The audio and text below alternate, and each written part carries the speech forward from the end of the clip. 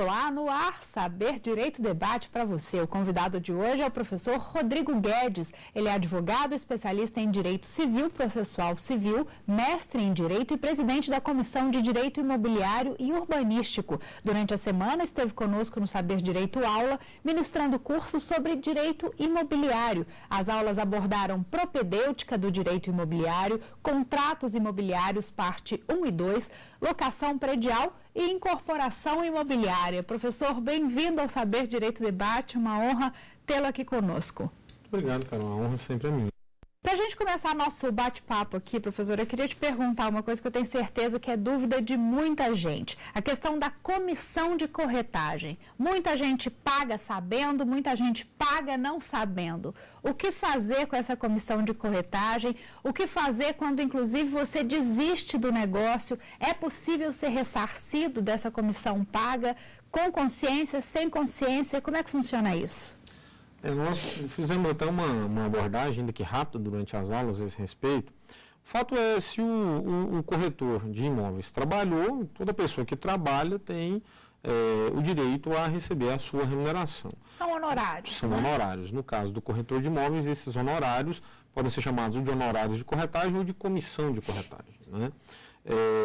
Aí a gente ponderou, e isso é importante sempre considerar, que o corretor de imóveis só tem o direito de receber, ou só merece receber a comissão de corretagem, se o seu trabalho gerou um resultado útil, e esse resultado útil deve ser não apenas a aproximação das partes, tendo em vista a celebração de um futuro contrato, mas a efetiva celebração desse futuro contrato, né? Então, a grande questão que se coloca nessa situação é a seguinte: o corretor de imóveis trabalhou, gerou resultado útil. Foi celebrado um contrato a partir do trabalho de intermediação feito por esse corretor. Ele merece receber a comissão. Mas quem pagou essa comissão? Então, normalmente nos imóveis já usados, é comum quem contrata o serviço do corretor de imóveis é o proprietário que está interessado em vender. Então, como a contratação é feita entre o proprietário, vendedor, né, e o corretor, quem acaba pagando a comissão do corretor é o proprietário, o vendedor. É o vendedor. Isso. Essa é a situação mais natural que se percebe nas relações que envolvem a corretagem imobiliária. Isso agora, é válido tanto para a venda quanto para o aluguel também, professor? Para o aluguel, a situação é um pouco diferenciada. Há também comissão de corretagem na intermediação de locação. Ali a gente vai falar em duas situações diferentes. A gente vai falar em administração da locação, né, administração do imóvel, e a gente vai falar na comissão de corretagem pela intermediação da locação. Então é possível sim. A diferença é que, a diferença na prática acaba sendo com relação ao valor da comissão, né? Então, se a gente fala numa comissão de venda de imóveis, as tabelas dos CRECs estaduais geralmente estabelecem ali entre 5% e 6% do valor de venda como sendo a comissão a que teria direito o corretor, né? Para a alocação, o que a gente costuma ver no mercado é assim, o primeiro aluguel é a própria comissão de corretagem fica para o corretor. E a partir dali vem a administração. Então a administração, um valor que varia aí, provavelmente muito próximo a 10% do valor do aluguel mensal pago, né? Mas a grande questão que eu trazia, até aproveitando para responder a pergunta que você me fez, é aquelas, normalmente numa relação em que o proprietário procura o corretor para que o corretor encontre um comprador para o seu imóvel, quem vai pagar a comissão do corretor é o proprietário, que seria o vendedor. Essa é a praxe. Todavia, quando se trata de imóveis que estão sendo comercializados ainda na fase de construção, né, antes ou durante a construção, que comumente a gente chama de imóveis na planta, né, é muito comum que quem pague a comissão de corretagem não seja o incorporador, que é, nesse caso, o vendedor ou o promitente vendedor, na verdade, desse imóvel que está em fase de construção. Acaba que o promissário comprador é quem faz o pagamento dessa comissão. E isso tem gerado discussões homéricas nos juizados, nas varas cíveis, nos tribunais, nas turmas julgadoras de recursos dos juizados especiais. Então, o que a gente tem observado, e eu ponderei isso durante as aulas, a gente tem observado é que a jurisprudência caminha para um sentido. Essa discussão ainda é recente. Não se pode dizer que já está firmada a jurisprudência, mas ela está caminhando para um sentido. A relação que envolve o corretor de imóveis e o comitente, que é aquele que contrata o serviço de corretagem, é uma relação de consumo. Portanto, está sujeita às normas do Código de Defesa do Consumidor. E o Código de Defesa do Consumidor assegura a essa parte que ele enxerga como hipossuficiente, que é o consumidor, o direito à ampla informação. Então, o que a gente tem observado é, se o promissário comprador é perfeitamente informado e comprovadamente informado, no sentido de que ele está pagando a comissão, ou seja, o valor que está sendo pago pelo promissário comprador não é a entrada do preço, não é parte do pagamento do preço, não está entrando para o caixa do incorporador, mas está entrando para o bolso do corretor, ou seja, o corretor quem emite o recibo, o corretor recebe com o cheque em separado, o corretor emite, a imobiliária emite a nota fiscal. Se o promissário comprador estiver ciente dessa situação, foi perfeitamente informado a respeito de preços, de valores, de formas de pagamento, então a gente observa a jurisprudência caminhando para, nessas situações, o promissário comprador não ter direito à devolução do valor que foi por ele pago. Todavia, naqueles casos, existem casos em que o corretor não esclarece adequadamente o consumidor, o promissário comprador, e ele sai daquele stand de vendas, daquela negociação, com a ideia de que o que ele está pagando ali é a entrada que vai ser abatida no valor total do preço do imóvel que está sendo por ele comprado. Então, nessa situação, se ele sai com essa ideia, ele não foi devidamente informado, esclarecido, ele terá o direito a ser restituído por aquela importância que foi por ele pago. O da prova é, então, do corretor? Perfeito. Porque por ser um caso consumerista, seria isso? Do corretor e principalmente do incorporador. Porque vamos pensar lá na frente. O incorporador, em determinadas situações, eu tenho até um caso aqui de Brasília, que a imobiliária foi condenada solidariamente, junto com a construtora, a fazer a devolução simples do valor da comissão de corretagem paga pelo promissário comprador. Mas veja bem, o normal não seria talvez isso. Essa não seria a situação normal. Porque na medida em que o corretor trabalhou, ele merece receber a sua remuneração. Se ele for condenado a devolver, então ele está trabalhando de graça. Então, naturalmente, a condenação viria para o incorporador, para o loteador.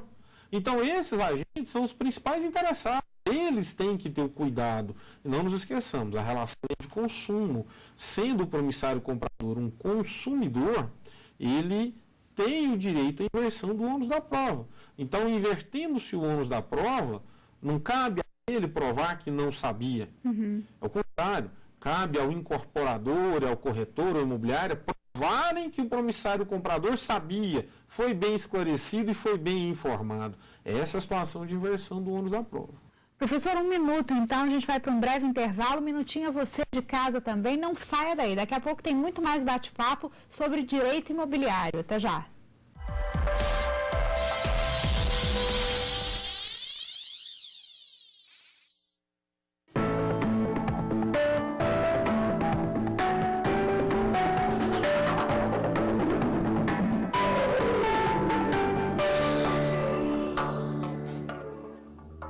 Carmen Lúcia Antunes Rocha nasceu em Montes Claros, Minas Gerais. Formou-se em Direito pela PUC de Minas em 1977. Na iniciativa privada, atuou como advogada. É especialista em Direito Empresarial e possui mestrado em Direito Constitucional e doutorado em Direito do Estado.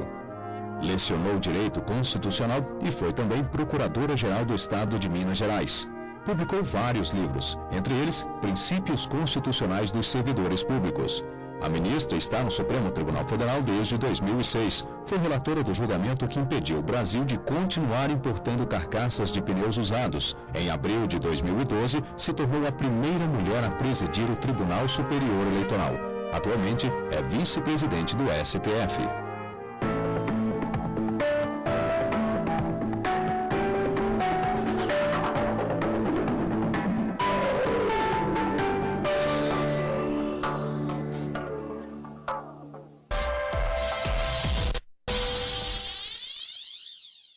Estou de volta aqui comigo o professor Rodrigo de Moura Guedes.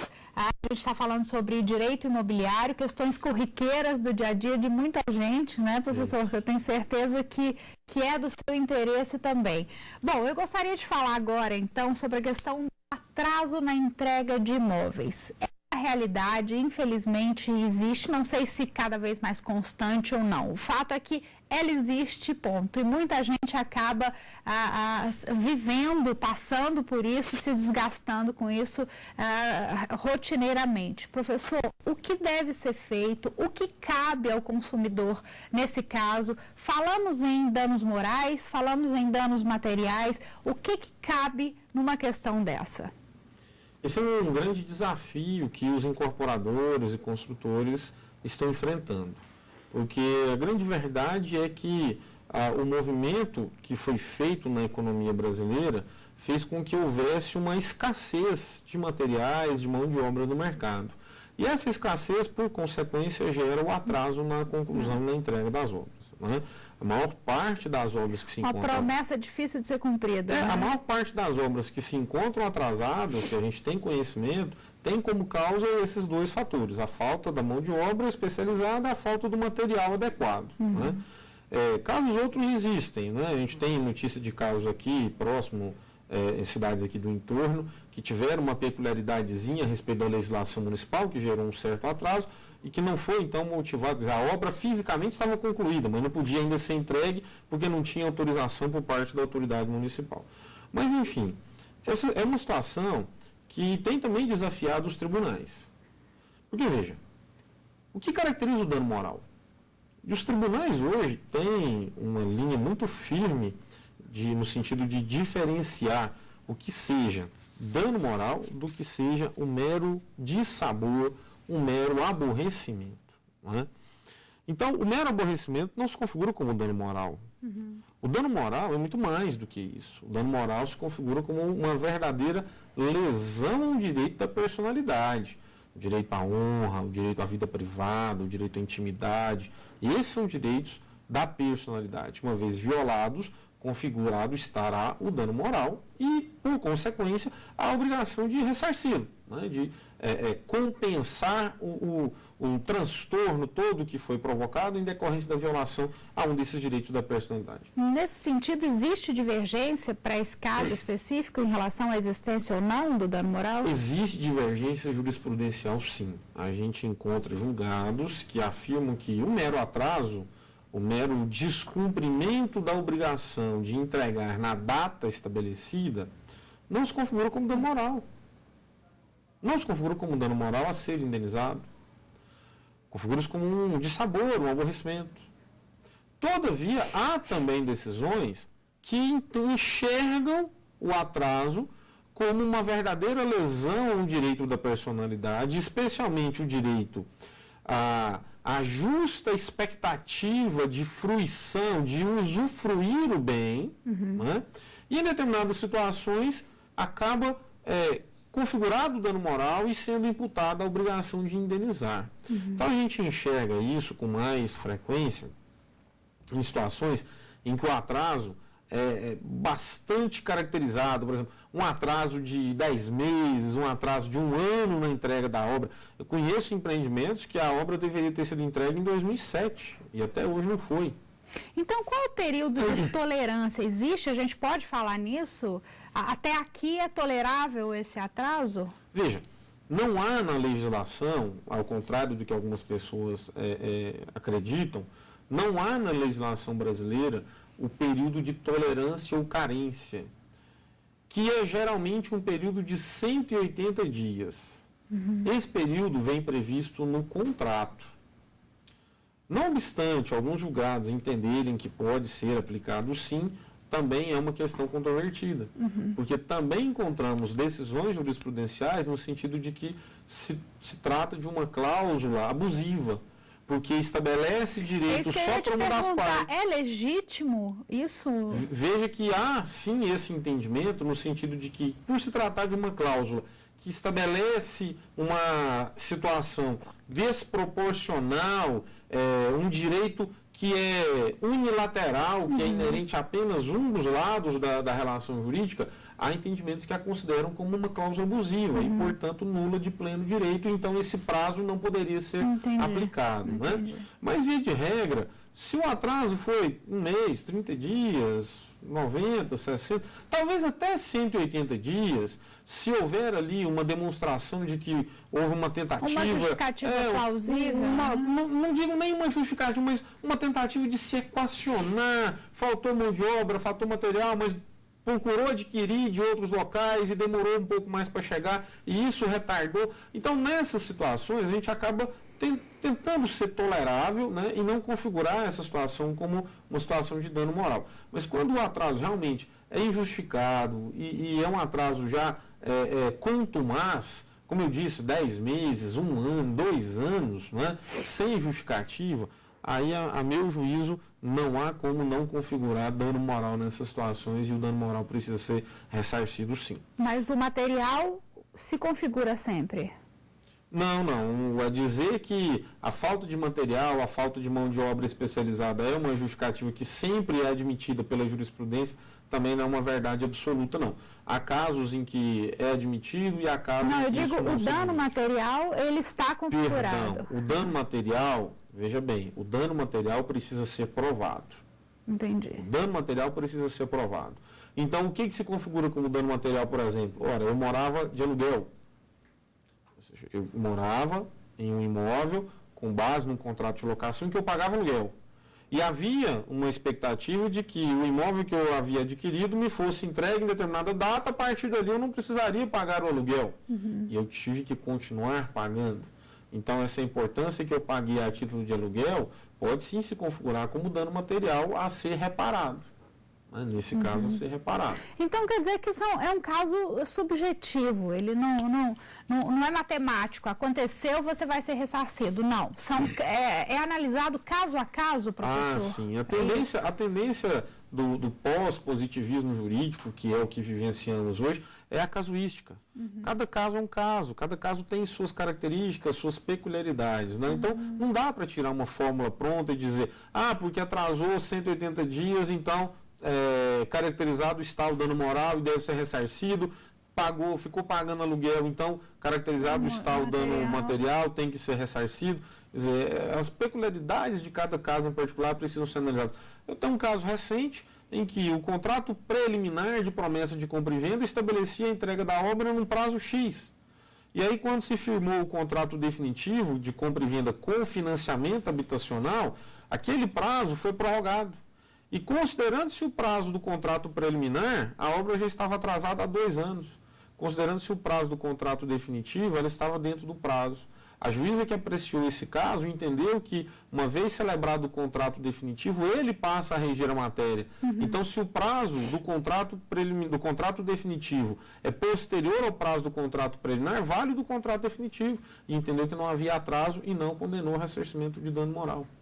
Tá certo, realmente, eu imaginava o contrário, vou ser muito sincera, mas é interessante, está vendo como é bom sempre a gente debater, discutir e assistir às aulas aqui do Saber Direito, não é isso? Isso. Mais um minutinho, já eu volto com o terceiro e último bloco do Saber Direito Debate, até já.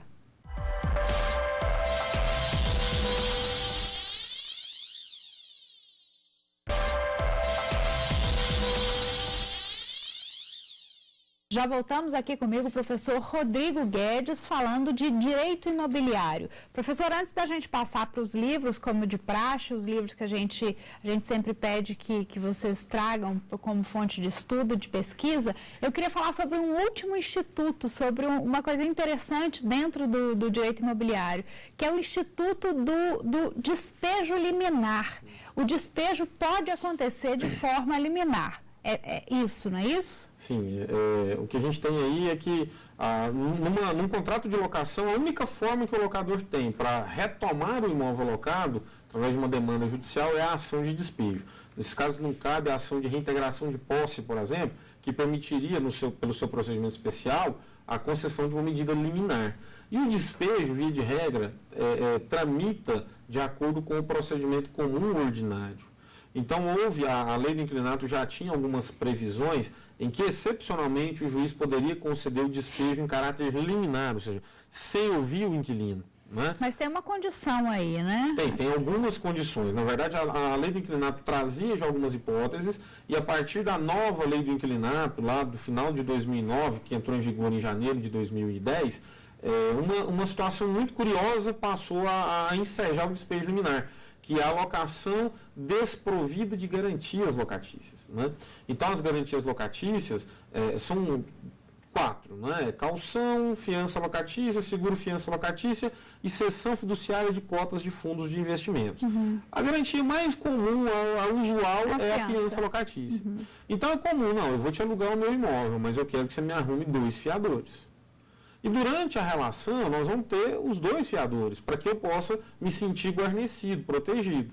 Se você danificar o meu imóvel e não tiver condição de pagar, eu vou cobrar dos seus fiadores. Né? Se você atrasar o aluguel e não tiver condição de pagar, eu vou cobrar dos seus fiadores. E aí chega a situação em que você está inadimplente, não consegue pagar, e eu pretendo não cobrar de você, porque eu tenho outras pessoas interessadas em locar o meu imóvel. Eu quero o imóvel. Então eu quero o imóvel. E aí, num processo, numa ação normal de despejo, isso vai ser demorado. Então, o que algumas pessoas têm feito aí? Exonerando os fiadores da fiança. E ao exonerar os fiadores da fiança, a fiança passa a ser desprovida de garantia. Uma vez desprovida de garantia, dar-se início ao processo de despejo e requer do juiz a concessão de decisão liminar. E essa exoneração não requer a anuência do inquilino, não? Não, porque a prerrogativa é do credor, que nesse caso é o locador. O contrato de fiança é celebrado entre o fiador e o locador, nesse caso. O inquilino não é parte do contrato de fiança. Então, o locador exonera, dispensa o fiador, a locação se torna desprovida de garantias e aí o locador ingressa em juízo pleiteando o despejo liminar e tem-se conseguido sucesso com essa medida. Então, quer dizer que, havendo fiador, o despejo liminar não pode acontecer, não né? pode Ele necessariamente tem que ser exonerado. Para que seja possível o despejo liminar, seria necessária a exoneração do fiador. Tá ótimo, obrigada pela explicação. Passemos então aos nossos livros. Vamos lá, professor. O senhor nos trouxe Direito Imobiliário, Teoria e Prática, de Luiz Antônio Scavone Júnior. Por que esse livro é especial? O que ele tem de mais importante?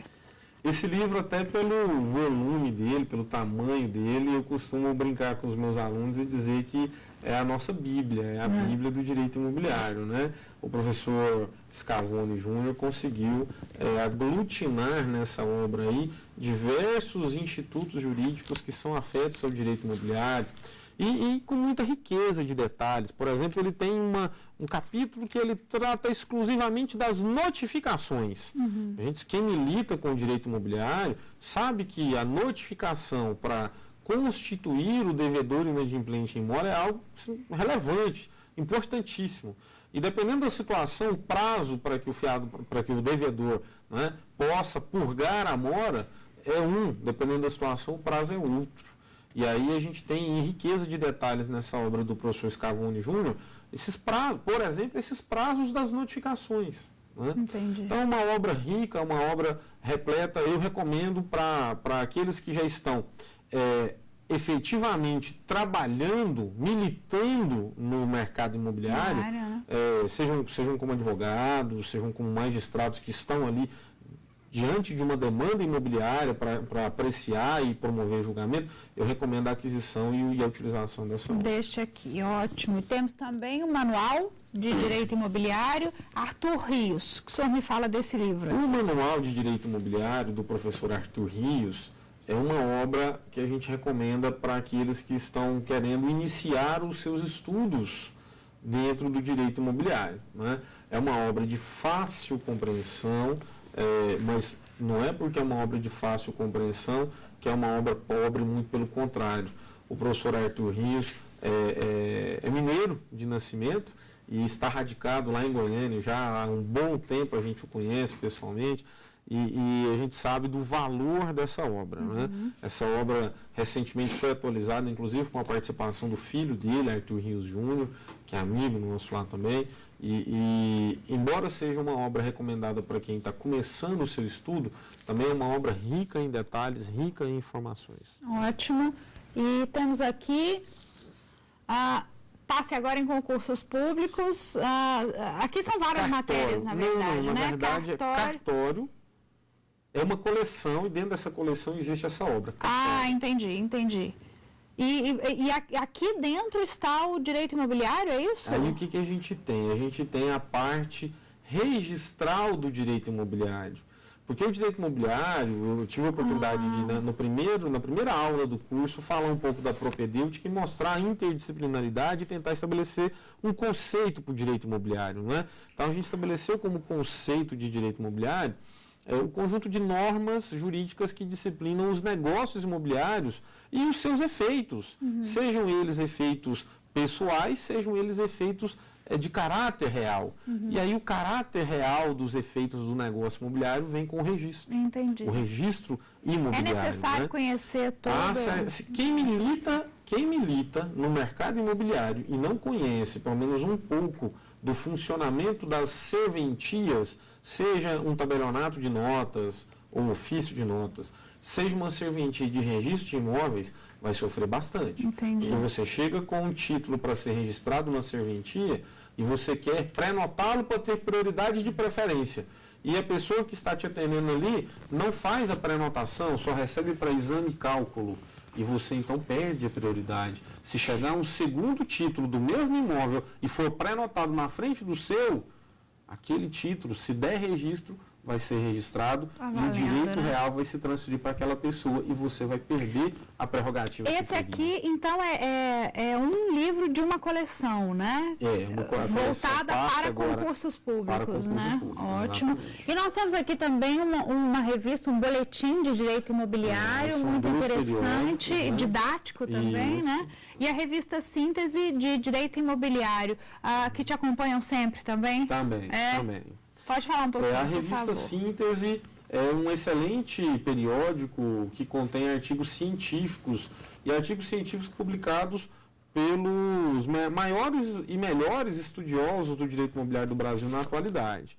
E esse outro periódico, que é o BDI, o Boletim do Direito Imobiliário, também tem alguns artigos, mas talvez o que traga maior contribuição com relação ao Boletim do Direito Imobiliário sejam as posições jurisprudenciais que são trazidas, especialmente um capítulozinho que ele tem chamado Assuntos Cartorários.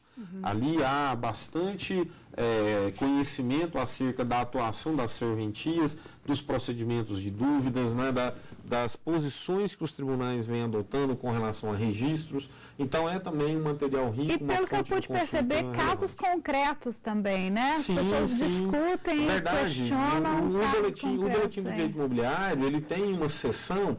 Ele é constituído por capítulos, cada capítulo trata de um assunto, compra e venda, condomínio, locação, assuntos cartorários. E aí dentro de cada sessão dessas, de cada capítulo dessa, vem uma sessãozinha lá com perguntas e respostas. Então o leitor do periódico, tendo uma dúvida real, concreta, encaminha para a edição do periódico. E aí a edição encaminha para a equipe que dá o suporte, e a equipe que dá o suporte jurídico responde. Talvez muita gente se identifique, né?